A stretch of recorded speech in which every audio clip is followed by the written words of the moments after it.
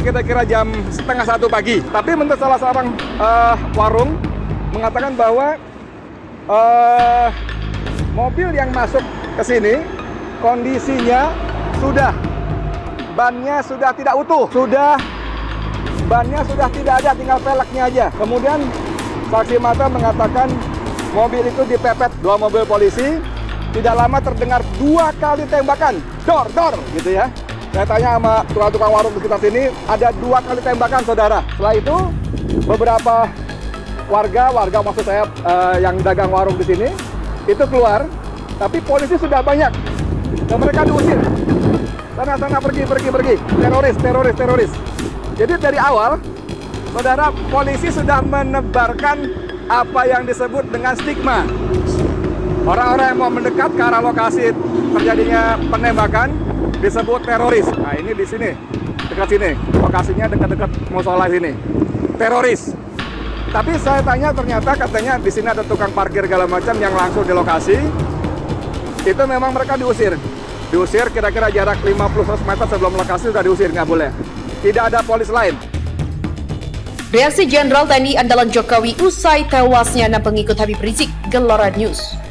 Aparat seakan begitu antusias untuk menakuti rakyat. Hari ini di Kota Medan di Sumatera Utara, 5.000 kakak rakyat Indonesia sengsara dengan perlakuan aparat negara, ya Rabbal Alamin. Hampir 71 tahun kami merdeka, kami belum merasakan itu, ya Rabbal Alamin. Lihatlah peta kehidupan politik kami, seakan berada dalam bayang-bayang kekuatan bangsa lain. Ya Rahman, lihatlah kehidupan hukum kami. Betapa hukum kami seperti mata pisau yang hanya tajam ke bawah, tapi tumpul ke atas sehingga mengusik rasa keadilan bagi bangsa ini, ya Rabbal Alamin.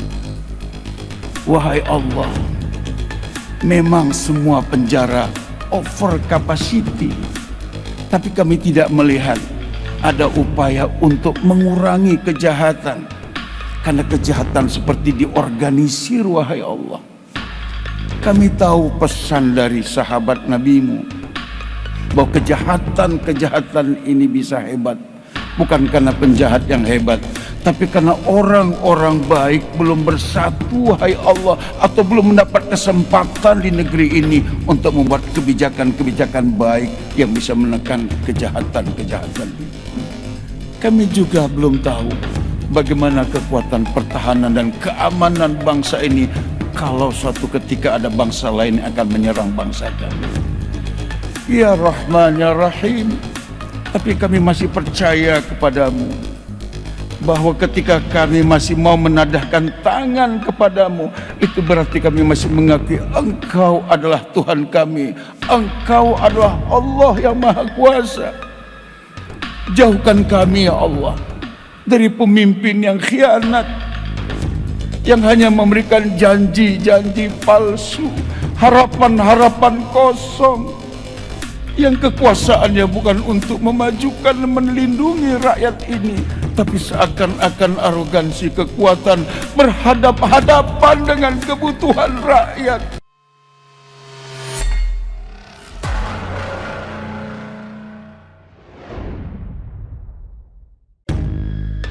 Reaksi Jenderal TNI andalan Jokowi usai tewasnya 6 pengikut Habib Rizik, Gelora News. Kasus kematian 6 pengikut pimpinan FPI Rizik Syihab terus menggelinding seperti bola salju. Banyak tokoh-tokoh bangsa dari berbagai bidang angkat bicara. Ada yang sekedar mengucapkan dukungan kepada kepolisian, banyak pula yang meradang dengan hilang nyawa anggota ormas tersebut. Nah, di tengah polemik kasus ini, ternyata tokoh militer Indonesia Jenderal TNI Gatot Nurmantio juga mendadak muncul untuk bereaksi menyikapi kematian 6 laskar khusus FPI dalam penyerangan terhadap anggota Polda Metro Jaya. Padahal Panglima Tentara Nasional Indonesia andalan Presiden Joko Widodo ini sudah cukup lama tak bersuara. Dan terakhir kali dia muncul juga terkait masalah yang melibatkan FPI, yakni ketika Komando Daerah Militer Kodam Jaya Jayakarta menumbangkan baliho bergambar wajah Rizik Syihab di seluruh wilayah DKI Jakarta pada November 2020. Dari keterangan tertulisnya dilansir Viva Militer Rabu 9 Desember 2020, Jenderal asal Tegal, Jawa Tengah itu melayangkan protes keras tindakan tegas yang dilakukan kepolisian terhadap pengikut Rizik Syihab. Bahkan, Jenderal TNI Jebolan Akademi Militer atau Akmil 1982 menyebut apa yang terjadi di kilometer 50 pada Senin dini hari 7 Desember 2020 sebagai tindakan brutal dan kejam. Sebagai orang yang cukup lama membentengi hukum di NKRI, Jenderal TNI Gatot berpendapat sebaiknya Presiden Jokowi untuk turun tangan mengusut tuntas kebenaran dari kasus ini. Tindakan demikian hanya dilakukan oleh orang-orang tidak Pancasilais atau yang tidak berketuhanan yang Maha Esa dan berperi kemanusiaan yang adil dan beradab. Jenderal TNI Gatot menuturkan, jika memang terbukti ada pelanggaran yang dilakukan petugas kepolisian dalam kasus tersebut, maka tak cuma yang terlibat langsung saja diganjar hukum, tapi juga pemberi perintah langsung dan tak langsung di tubuh Polri. Siapapun pimpinan Polri yang patut diduga terlibat atau tidak mencegah tindakan pelanggaran hukum dan HAM berat itu. Untuk diketahui, Jenderal TNI Gatot sudah lama tak tampil di hadapan publik. Dia sempat muncul melalui telekonferensi ketika merespon pencopotan baliho Rizik. Sebelumnya bahkan, dia tak bisa menghadiri penyerahan bintang Mahaputra yang diberikan Presiden Joko Widodo di istana. Jenderal TNI Gatot Nurmantio merupakan perwira tinggi TNI yang dipilih Jokowi untuk mengisi kursi jabatan Panglima TNI untuk menggantikan Jenderal TNI Muldoko. Jenderal Gatot dilantik Presiden pada 8 Juli 2015 dan masa tugasnya berakhir pada 8 Desember 2020. Pria kelahiran 13 Maret 1960 ini disebut-sebut sebagai salah satu jenderal TNI paling akrab dan menjadi jenderal kesayangan Presiden Jokowi menjaga NKRI.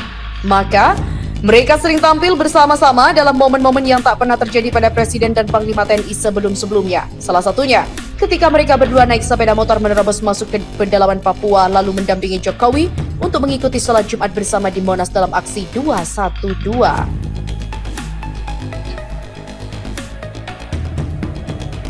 Kadrun mulai tebar fitnah. Beredar hoaks percakapan Kapolda Metro soal rencana pembunuhan Rizik Syihab. Jurnal Istana kembali menyajikan informasi untuk Anda.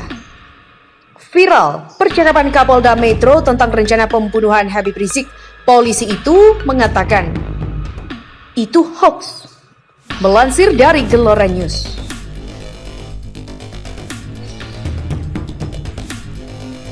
Banyak beredar berita hoax terkait dengan rencana pembunuhan pimpinan Front Pembela Islam atau FPI, Habib Rizik Syihab yang beredar di media sosial Twitter dan lainnya. Bahkan ada yang mengatasnamakan sebuah media online. Di mana melalui pesan WhatsApp dari Fadil Polda Metro yang mengatakan, sepertinya untuk ke arah sana cukup sulit Pak, karena yang sudah-sudah Rizik selalu dijaga laskar. Ya kalau laskarnya menghalangi kita sikat juga sekalian. Menurut info dari tim intelijen kita, nanti subuh Rizik ada acara pengajian, tim eksekutor harap dipersiapkan dari sekarang. Siap 86. Nanti saya koordinasikan dengan tim untuk mengkondisikan lokasi target termasuk mengamankan CCTV setempat agar dimatikan. Good. Anda harus laksanakan tugas sebaik mungkin dan jangan khawatir, media juga sudah kita kondisikan. Saya tunggu informasi selanjutnya. Begitulah pesan WhatsApp yang beredar. Beredarnya di sosmed bahwa ada salah satu media yang menuliskan tentang viral hacker yang membocorkan percakapan Pak Kapolda Metro Jaya. Demikian kata Kabid Humas Polda Metro Jaya Kombes Yusri Yunus kepada wartawan di Polda Jakarta, Rabu 9 Desember. Yusri mengatakan, isi dari berita viral itu yakni seorang hacker yang berhasil membongkar percakapan Kapolda Metro Jaya Irjen Fadil Imran. Percakapannya disebut-sebut membahas rencana pembunuhan Habib Rizik. Bahwa ada percakapan WA Pak Kapolda Metro Jaya dalam satu WA-nya ini, saya jelaskan bahwa ini adalah berita tidak benar, viral hoax membocorkan WhatsApp perihal pembunuhan HRS oleh anggota kepolisian, kata Yusri. Pihak kepolisian sendiri langsung mengonfirmasi terkait info tersebut ke media online tersebut. Hasilnya menyebutkan jika redaksi tidak pernah mengeluarkan berita viral itu. Rencana tindak lanjut dari Polda Metro Jaya sendiri yaitu melakukan penyelidikan. Polisi saat ini tengah mencari pembuat atau yang mengedit berita hoax tersebut.